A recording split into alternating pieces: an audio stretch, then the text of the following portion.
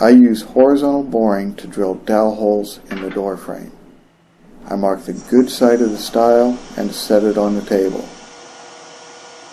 The fence is my backup. I set the depth stop to limit the depth of each hole.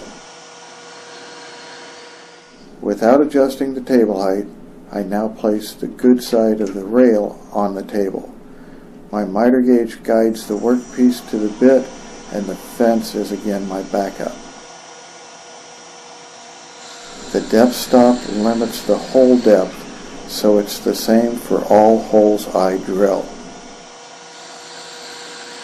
By keeping the X marks against the table, the good face is always smooth and flat. Accurately drilled dowel holes makes door assembly easy.